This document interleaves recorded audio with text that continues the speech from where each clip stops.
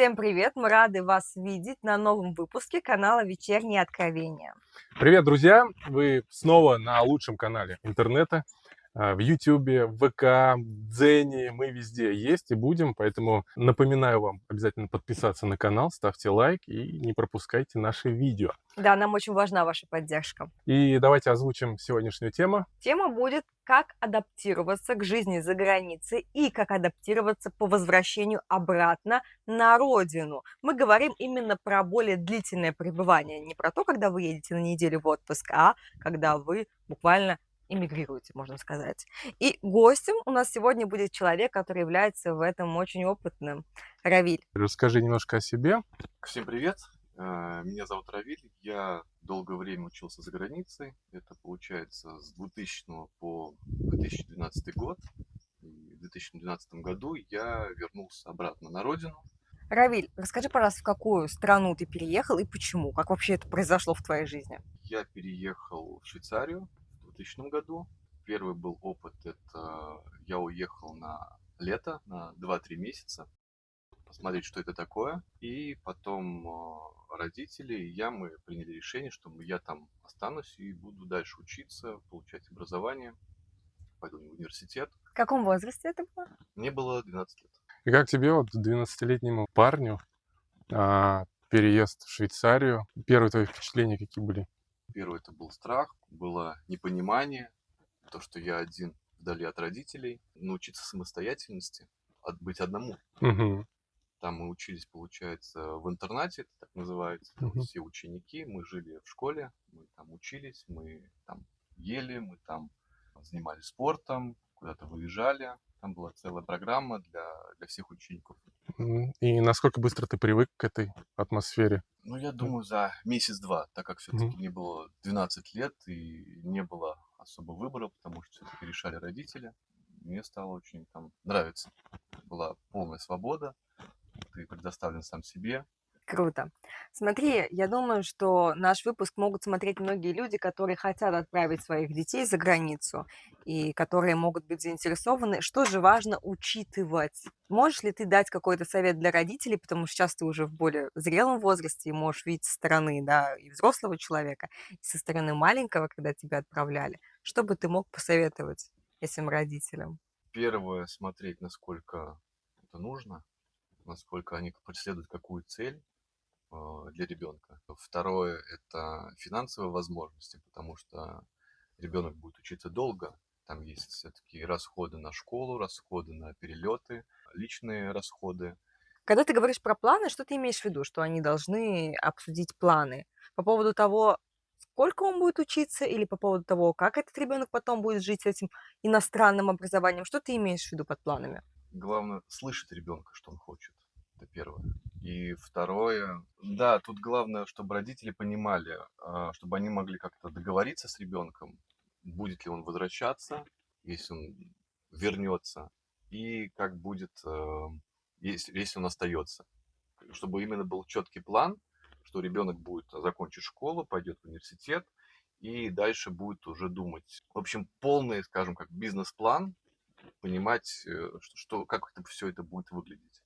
А зачем это нужно? Ну, типа, поедет, посмотрит, получится, не получится. Зачем нужно сразу обговаривать, вернется он потом или нет? Потому что на будущее, если когда ребенок уже построил свою жизнь, уже в голове то, что он здесь остается и будет учиться, то у него не было бы таких, скажем, психологических травм, которые как бы ему нанесут, когда он вернется обратно. Переадаптация — это когда он возвращается. Это что из этого сложнее? Да, Непонятно. Мне да, кажется, только непонятно. Равиль знает, что сложнее, уехать или Или вернуться. вернуться. Ну, уехать, ты знаешь то, что ты уезжаешь. А если ты возвращаешься, и это не было обговорено, не было каким-то таким планом, то уже это тяжело возвращаться. А если ты знаешь, что ты можешь вернуться, есть такая вероятность, то ты как бы к этому еще и готов. Как бы хотя бы есть понимание, что родители знают, что ребенок может вернуться, что ему здесь светит, чем он будет здесь заниматься, как он будет общаться с другими людьми. Потому что это два совершенно разных менталитета. Но я говорю на тот момент, когда это еще было 24 года назад. Мгм. Сейчас все меняется. Раньше не было особо такого контроля над ребенком там, как сейчас. Сейчас есть и WhatsApp, и телеграммы. Всегда можно отследить своего ребенка, чем он занимается. Также и финансы, его затраты, куда он тратит. А раньше этого как бы не было. Больше Мгм. было, в основном была полная свобода. Созвониться с родителями там 1-2 раза в неделю, и все. Мгм. А вот ты сказал про менталитет. Вот мне интересно, со скольки лет до скольки лет, это вопрос обоим причем. Мне интересно с точки зрения психолога, да, с скольки лет он формируется и как он происходит.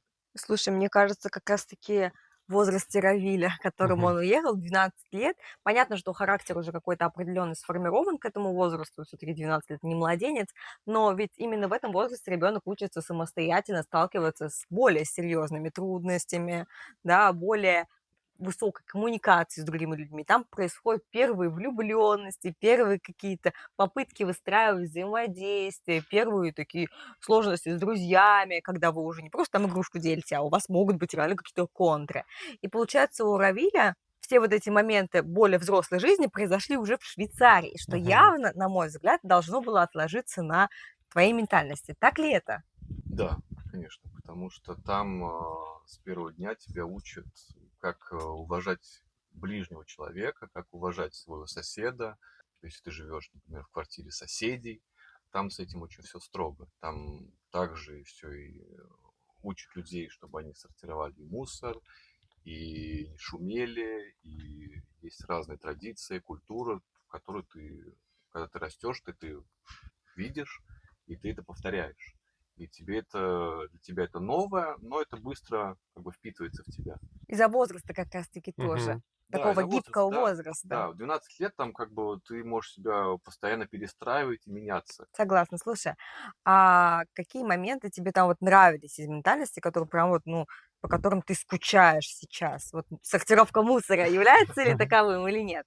Да, конечно. Потому что я когда вижу, что люди выбрасывают пластик и батарейки, и все остальное в одну кучу, как-то не очень приятно, когда это можно было бы все-таки как-то сортировать. Сейчас это появляется, сейчас, да, я этим пользуюсь, но это не так активно, как там. М. Также есть как с вопрос с мусорными мешками, вот эти белые мусорные мешки, которые стоят очень дорого. И чтобы все подряд не выбрасывали, людей заставляют именно финансово, как главный, скажем, такой триггер, чтобы человек он именно сортировал свои отходы. Мгм. А вот ты сказал слово "заставляет". Вот опять-таки, наверное, для человека, когда тебе 12 лет, ощущение, что это все-таки не заставляют тебя, а приучают. Приучает, да. Да. А вот, например, когда ты во взрослом состоянии попадаешь в Швейцарию и видишь, что там ограничение какое-то, тут ограничение, с нашей ментальностью, наверное, это уже какой-то запрет идет. Нет, там все, Нет? там все это быстро. Там, Быстро если, адаптируешься. да, ты выкинул мусор неправильно, не туда, то тебе сразу штраф. Не оплатил билет, штраф. Мгм. Плохо себя ведешь, громко живешь, Мгм. то тоже штраф. Приезжает полиция и тебя штрафуют за это. Какой самый странный запрет там был? Ну, для меня это не странно на сегодняшний момент, для меня это нормально. Ну, например, нельзя выбрасывать также, опять-таки, стекло в воскресенье. М. Потому что Потому шумно? что шум, да, это создает шум, ты как бы, когда ты это делаешь, ты не уважаешь людей. Мгм. М. И поэтому там за границей, в Швейцарии, там именно учат, чтобы все уважали друг друга в разных направлениях. От житья-бытия, заканчивая до какими-то серьезными вещами. Мгм. Ну, это и формирует, кстати, и серьезные вещи, на самом деле. В дальнейшем, мне кажется, ты на все уж смотришь и в делах также Структурируешь. структурируешь, да, Там, все. да, там есть своя такая строгая система, по Мгм. которой люди по ней живут, и им все устраивает, им все нравится. И поэтому там, в принципе, и даже в тех годах там уже был уровень жизни совершенно другой. Здесь, как бы в России, сейчас это потихонечку уже начинается, и это видно, что местные государства и в России, они уже как-то идут к этому. Мгм. Это заметно, как бы все-таки 2012 год и сейчас есть достаточно такой большой скачок, как людей к чему-то приучать, к какому-то порядку. Безусловно. А как вот произошло твое возвращение? Оно было по твоей воле или же как это случилось? Возвращение было, скажем, 50 на 50. И я был отчасти уже как бы за, потому что я очень долгое время учился. И как бы и родители сказали то, что надо возвращаться, надо вникать в семейный бизнес. Произошло очень, на самом деле, тяжело. Я вернулся, и у меня только 6 классов русского языка. Писать я не очень хорошо умел. и новый менталитет, новая жизнь, все по-другому. И поэтому было... Ну, я только привык, наверное, спустя года, наверное, 3-4. Я еще как-то вот, успокоился, что я всегда думал, то, что мне кто-то позвонит и меня заберет, скажет: Равиль, вот есть работа, приезжай, вот тебе В всё, Швейцарию да, обратно, Да, да? посмотрел, хватит. да, вот тебе как бы работа, ты можешь как-то работать. Ну, и происходило этого дня, я всегда как-то искал, смотрел, думал, как переехать. Но То потом есть это понял. долго было все-таки, да, преследовал вот эти Долго, вот конечно. Все-таки, мысли? когда ты формируешься с 12 до 24, это самый главный возраст у человека, когда он формируется, у него формируется характер, формируется его полностью мышление, менталитет. И когда он возвращается обратно сюда, достаточно было тяжело было. А ты помнишь первые вот свои удивления? Чему ты сильно удивлялся? В негативном ключе. Скажем, сервис Мгм. в ресторанах и в магазинах не очень такой доброжелательный, Мгм. как там. Там ты Мгм. заходишь в магазин, тебя уже там спрашивают, как дела, что нового, что интересно. У тебя есть какой-то диалог. Ты видишь этого человека каждый день, и он интересуется твоей жизнью. Второе, скорее всего, наверное, дороги. Дороги, потому что когда я вернулся в 2012 году, там как раз вся Казань, она перестраивалась. Там были новые дороги, там только открывалась набережная. Ну, когда я увидел набережную, думаю: о, как в Швейцарии, здорово, очень красиво. Я прям стоял, Мгм. хлопал. Ну, у нас Что набережная действительно очень красивая. красиво, да. Но опять-таки тоже отчасти ведение бизнеса и, наверное, не было какого-то уважения там, соседей, ближнего человека. Мгм. Как бы там спрашивают, например, если ты хочешь покосить газон в воскресенье, когда это нельзя делать, у своих соседей спросить, могу ли я покосить газон в воскресенье, потому что, не успеваю. Вот я работаю там с понедельника по субботу, а мне нет времени покосить газон, а вечером уже нельзя. Вот уважение, да. И что ты первым делом и в последующем перенял? Какой опыт привез с собой и что начал внедрять в наше общество? Я хотел как бы внедрить все-таки, опять-таки, сортировку отходов. Для Мгм. меня это прям Чистюля у нас, Да, Равиль, да, да, обратите да. внимание. головная боль на самом деле, потому что каждый раз, когда выкидываешь пластик, это прям... Да, но для м, нас это кажется некоторой такой педантичностью, а для них это кажется как Это бы нормально. нормой жизни. А у Мгм. нас, ну, такого человека: ой, какой дотошный педант, там, да, делать нечего. Вот, наверное, вот так реагируют. Равиль, я знаю, что ты увлекаешься антиквариатом. Расскажи, что за предметы у тебя в твоем интерьере? Антиквариатом я занимаюсь уже где-то лет, наверное, 6-7. Я покупаю в одном магазине. Здесь у нас, получается, часы и канделябры. Они 18-19 века. Так же, как и тумба. Она тоже тех времен. Здесь настоящий камень. Она не отреставрирована. Она вот как есть, так и есть. Вот она сохранилась. Здесь, получается, сделана из дерева, бронзы и из камня. И эта любовь к антиквариату мне привил отец. И я вот часто видел в Европе, в разных домах, квартирах, и поэтому я тоже захотел такую же мебель у себя дома. Плюс это еще как инвестиция, она не теряет в цене и всегда будет востребованы, всегда ценник только будет повышаться. Мне очень это на самом деле нравится. Там есть целая история, в каждом предмете есть история, где Мгм. можно как бы притронуться и задавать себе вопросы, где стоял данный предмет, где он, кто его трогал, что там было внутри. Это только как бы еще ты догадываешься. Вот М, как-то так. Здорово. Второй предмет твоего интерьера. Расскажи немножко об этом. Фортепиано. Этот предмет мне тоже посоветовал тот же антикварщик. Этот пианино у него год 1888 год, здесь Мгм. как раз есть дата. Я его купил, кстати, не очень за большие деньги. Я хочу в дальнейшем его отреставрировать, его привести в порядок, поменять клавиши, тоже чтобы его подкрасили, чтобы оно было как новое, потому что там, если увидите, там есть сломанная педалька, это надо все привести в порядок. Также есть книга 1893 года. Ничего себе. Это мне подарила одна очень хорошая подруга на день рождения. Это книжка на французском языке. Она даже Пахнет старинностью. Мгм. Вот такие вот, такая вот книга. Да, интересное, хорошее хобби, я считаю. Довольно благородное. Внутренний конфликт. Вернуться или остаться? Давай немножечко вот про это поговорим. Когда ты вернулся, сколько времени длились вот эти сомнения? Буду ли я возвращаться туда и почему это было для тебя невозможным сразу? Или же ты вот, ну, как бы отпустила достаточно быстро? Что ты можешь сказать на этот счет? Где-то 4 года. Это был конфликт, вернуться или остаться.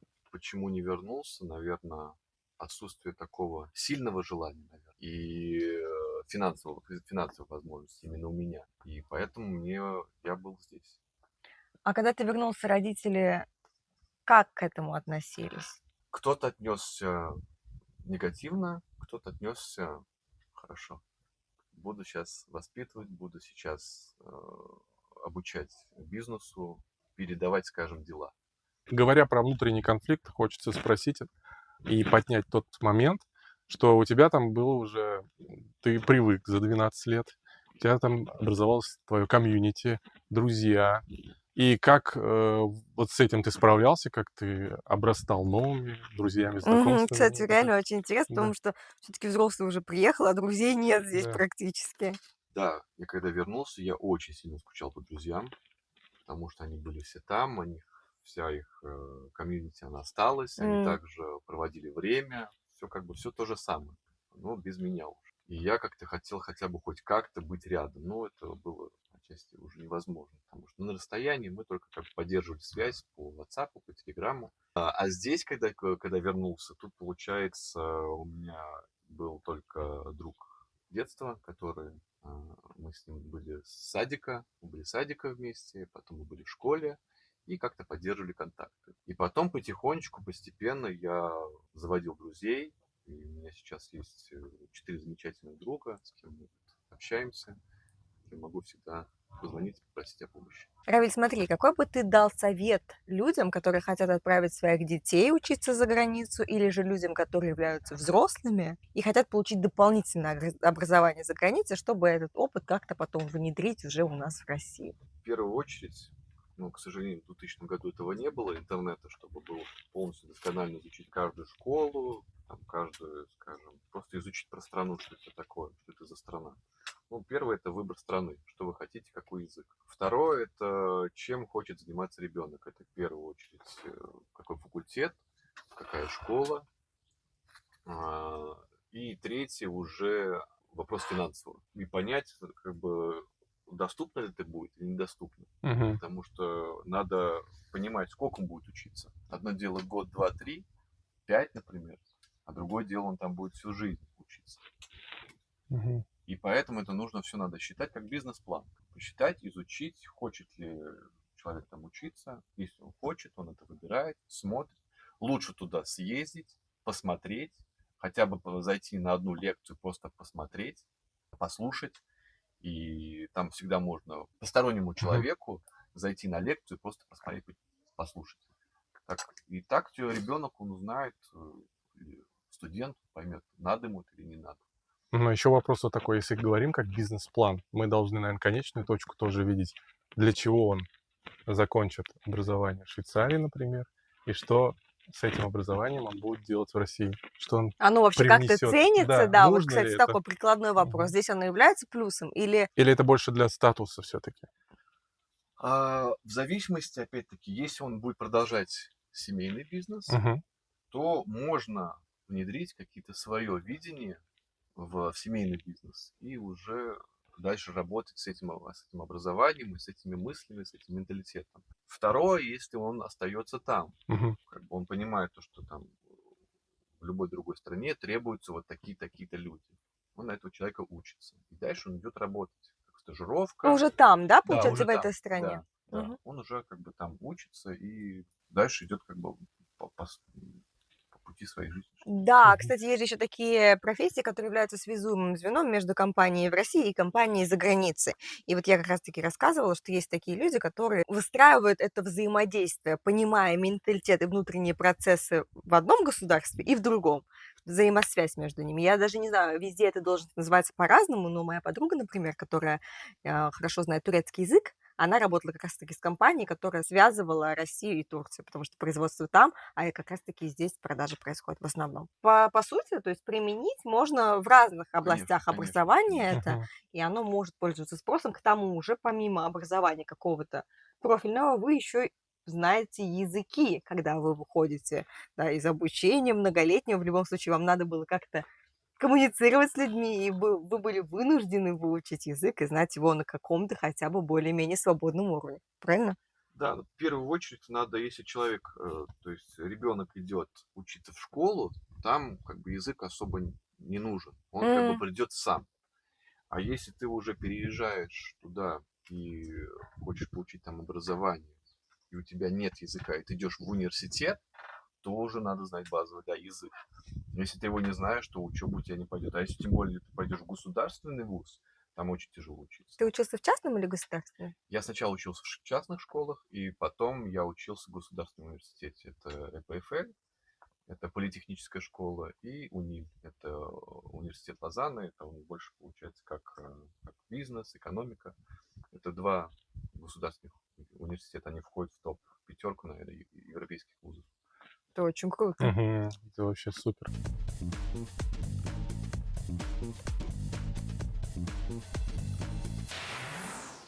Равиль, получается, ты достаточно много лет прожил там. До какого возраста еще раз? До 24. Круто. Явно за этот возраст, да, уже достаточно осознанно у тебя были какие-то отношения. И мне интересно не спрашивать про какие-то конкретные вещи. Все-таки мы в нашем канале не обсуждаем личную жизнь. Но вот момент разницы ментальности российских женщин и тех, которые за границей, есть ли в отношениях? Конечно, это прям небо и земля. В чем? В чем? В том, что там всегда счет платится пополам. И это не унижает женщину, Нет, наоборот. это да, это счет делится всегда пополам, но если она это девушка из Европы. И другой момент то, что ну, девушки меньше за собой следят. В И плане там ногти, в плане волосы, всего, да, просто макияж. они как бы как встали, так и пошли. В Меньше общем, спроса к себе, типа, да, ты да, имеешь в да. виду? И очень развит как бы еще феминизм еще. Они очень не любят, чтобы мужчины как-то доминировали, чтобы было всегда равноправие. И вот чем отличается, что там девушки, они более как-то похожи, у них характер более как мужской. И это было тебе комфортно или нет? Все разные, не могу сказать, всех засунуть под одну гребенку, но в основном девушки не вот такие. Конечно, встречались, которые девушки именно как вот как в России, то, что счет именно не делится пополам А именно. как это определить в этот моменте? То есть сидишь и такой думаешь, кто же будет, я или вместе? Да это видно сразу же, на самом деле, по Почему? общению, по манере, много чего, на самом деле. Видно, что человек либо с этой стороны, либо так себя ведет, либо так себя ведет. А по приезду в Россию не было ли такого, что ведь наши женщины явно хотят, чтобы за ними и ухаживали, и платили в большинстве своем. Не было ли такого, что тебя это там раздражало или смущало? Ну, честно. Нет, меня это не раздражало. Просто, ну, тоже совершенно другая ментальность. Как бы здесь платит все за все мужчина, а там все пополам. Это нормальное явление. Ну, тебя это не раздражало, ты просто Просто я принял это. поменялся, принял, и все, и как вот, В этом не как нужно есть. было адаптироваться Да, 4 года. да. Это круто. Рави, сейчас будет такой немножко психологический вопрос. Все-таки тема интересная. Я знаю много людей, в моем окружении так сложилось, которые абсолютно из небогатых семей, и они не имели от родителей никаких ожиданий, просто потому что родители дали им только то, что могли, а в основном могли дать они только свое внимание, ну, и даже его не всегда, потому что много работали. И эти люди получали образование не совсем сильное, скажем, то есть это были техникумы, иногда это было только 11 классов, то есть буквально только школьное образование, аттестат. И ты знаешь, я заметила, что им очень легко, вот людям в моем окружении было таким, добиваться реальных высот. Я горжусь тем, что я знаю реально немало таких людей, кто вот с 11 классами образования смогли делать бизнес, да, становиться очень топами в своей сфере, продвинутыми. Но им очень помогало, что на них никто не давит. Да, не алкаши, ладно, родители, грубо говоря, на самом деле ничего не ждали. И были поражены, что, ох, ребенок наш какой молодец. И при этом, из-за того, что я училась тоже в частной школе, у меня есть и другой тип людей в окружении. Как раз-таки люди, в образование которых вкладывались очень много. Это топовые вузы Москвы в основном. Но при этом многие из этих людей до сих пор не реализовались. То есть они так и находятся в поиске себя. Правда. Вот у меня так. Две стороны. Необеспеченные, которым не дали ничего, и они с нуля поднялись, и обеспеченные, которых запаковали по полному фаршу, но они до сих пор, я не знаю, чем мне заняться, я не знаю, как мне жить. Ну, вот это вот вся история, бесконечно длящаяся. При всем уважении, ребят, привет. Они будут смотреть. Смотри, и такой вопрос. Все-таки, когда ребенку дают швейцарское образование, давайте не будем обесценивать. Мгм. Радмир учился в Лениногорске, я в Челнах. Мы как бы тут простые люди. А Равиль учился в Швейцарии. Я думаю, у родителей, безусловно, растет ожидание. Было ли вот на тебе это чувство, что вот давящее, что мне столько дали, и теперь я должен этот долг вернуть? Было ли оно, и как ты с ним справлялся, если было? Да, но первый был момент, когда я вернулся обратно.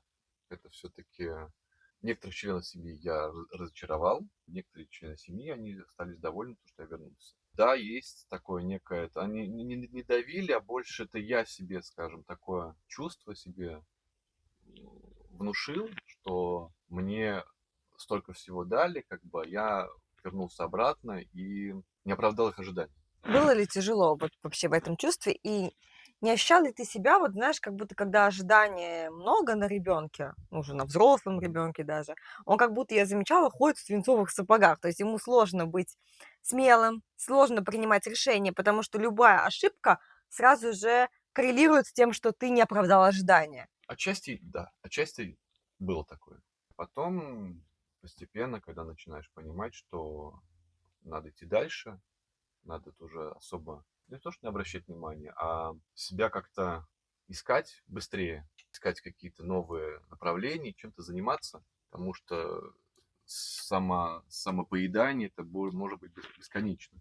Но ты был, находился какой-то период в этом самопоедании? Конечно, конечно, конечно. Я не знал, чем заняться. У меня не было даже представлений, что я буду делать. Да, первое время я работал в семье, как и сейчас. Потом я менял, я что-то открывал, что-то закрывал.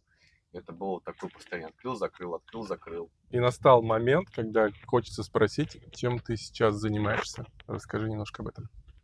Первое, это у меня есть, я инвестор фотостудии.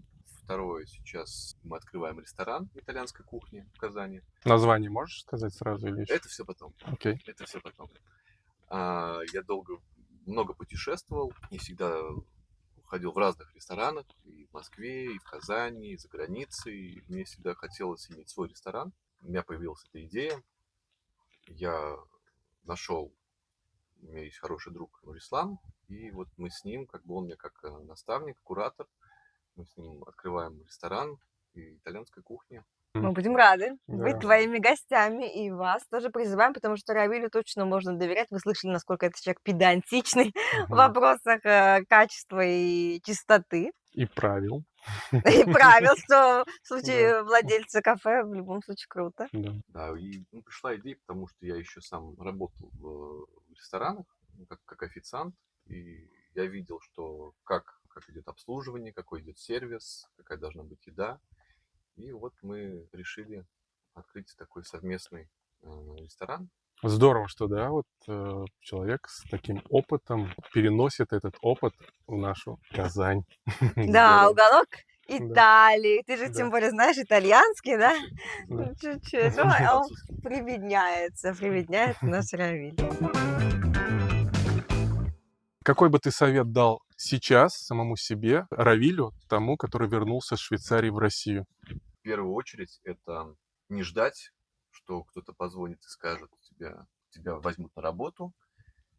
Второе, это в реалии, в которой ты находишься, это принять. И третье, наверное, меньше ностальгировать, потому что это прошло, и все-таки надо быстро и эффективно начать заниматься семейным делом, если оно есть, и включаться быстро в работу. А можно ли быстро включиться спустя 12 лет ты прожил в Швейцарии, и не ностальгировать об этих моментах. Мгм. Понятно, то, что мы не роботы, это надо постараться сделать на самом деле, потому что это на самом деле очень сильно жрает. Мгм. Жрает сильно, и это много энергии уходит, ты постоянно пересматриваешь фотографии, пересматриваешь видео, общаешься с друзьями постоянно, и все, это постоянно тебя вгоняет в некую отчасти и депрессию, то, что ты здесь, а не там, и второе, то, что ты далеко от той жизни, которую ты жил. И поэтому надо вот прям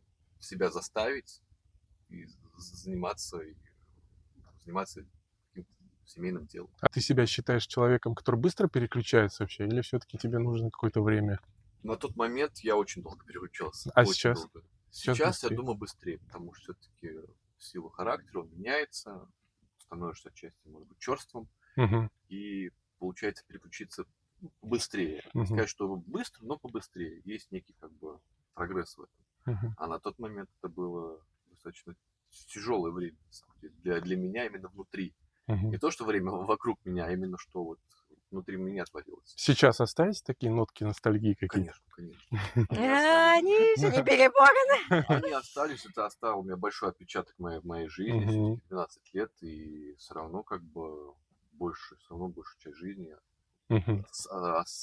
становление во взрослую жизнь, как бы это было там. Мгм. Но уже не такие критичные, как раньше, которые именно они меня съедали. Прям. Ну да, как я сказал, лучше всего быстрее включиться в процесс, быстрее понять, что ты здесь, все, начинай заниматься. Меньше сожалений, больше действий. Можно сделать такой лозунг? Да, конечно, конечно. Вот есть у Отлично. тебя вот эти карты, или у тебя есть вот шахматная доска, вот ты вот то, что у тебя есть, вот с этим ты играешь. Мгм. Ты знаешь, есть очень крутое выражение: делай то, что можешь, с тем, что имеешь, там, где находишься.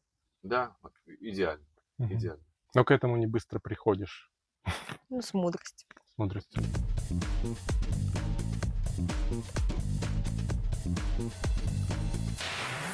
Друзья, я считаю, это был очень увлекательный рассказ, очень интересный гость.